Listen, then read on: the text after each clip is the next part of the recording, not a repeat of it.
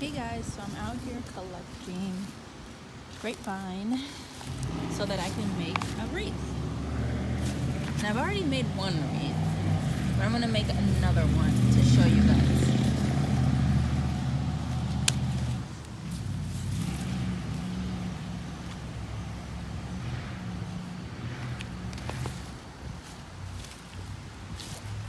So I've got a pile going there.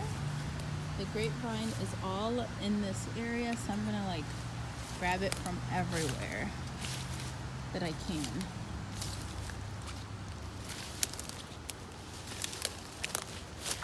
It grows so fast, so it like replenishes itself very quickly.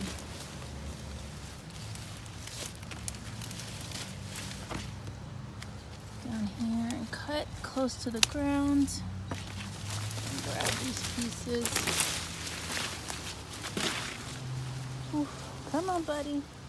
They attach to every freaking thing. Oof. Sorry, this is a little shaky because I'm doing this with one hand. Very quickly, it's chilly out here and I just want to get some vines before it gets too rainy out again to get some. I'll just cut this one over here because I don't know exactly where that one leads to. Oh yeah. I'm gonna fall down. Oh, here.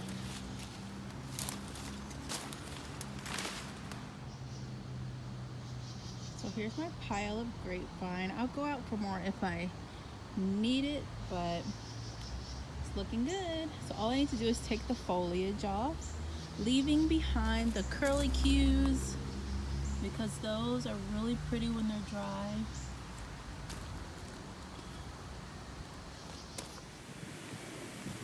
So here you see me stripping the leaves from the grapevine.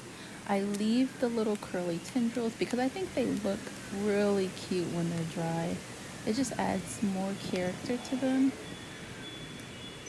This project was actually pretty simple. So I've seen a couple different ways that people have their vines wrapped. So I just use like like a wreath ring. I don't know exactly what it's called, but I've had them for some years, and so I decided to use that to hold my shape.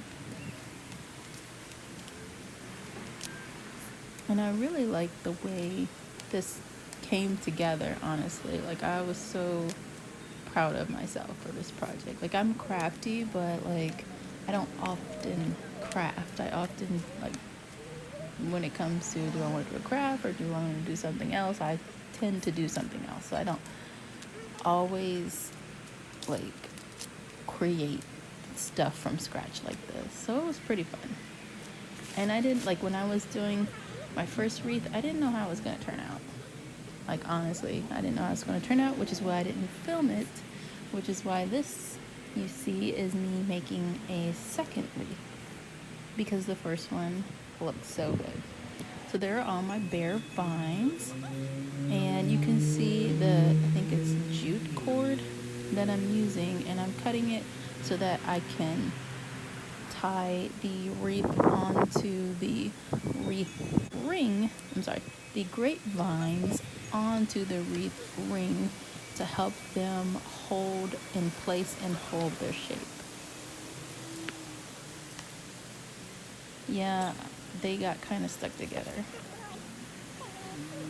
A little fussing with those for a little bit. But yeah, so see how like I've got the ring there, and I'm actually going to weave the vines through that and then wrap some vines around. It was actually pretty simple. Now, I did a good amount of research before tackling this little project, and I saw that other people had like very thick grapevines, and mine are thin, and my only guess to that is because I have been cutting this grapevine back since we moved in 2 years ago. It tends to grab onto everything, And so I just, whenever it starts creeping where I don't want it to go, I go ahead and cut it back. So that probably is resulted in, like, you know, more smaller, skinnier, younger branches, pretty much. So yeah,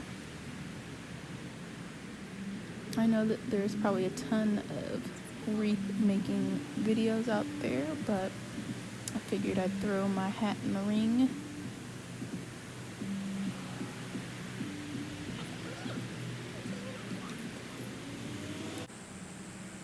So you can see how a lot of the vines have a bright green color to them. Those are very fresh vines, very young. They haven't had a chance to get barky and thick.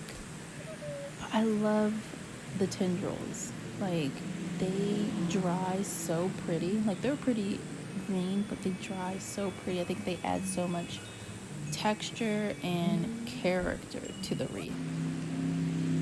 It just, I mean, look how good it's looking. It looks amazing. Now this part was a little bit more difficult, just trying to wrap it around, because some of the vines would kind of crack. They didn't break, but they would crack, and it makes you think that they're gonna break, but no, they held their own.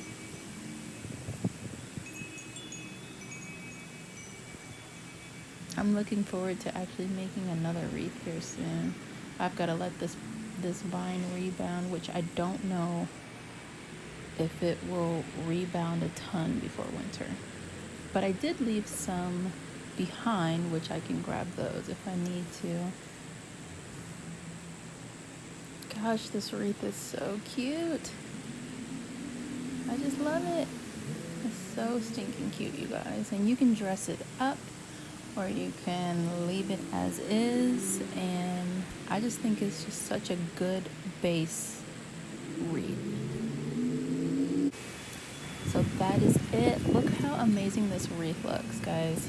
So I'm putting up a part 2 where I am showing you a couple different ways to decorate this wreath. So go ahead and watch that video, and I'll see you guys. Bye.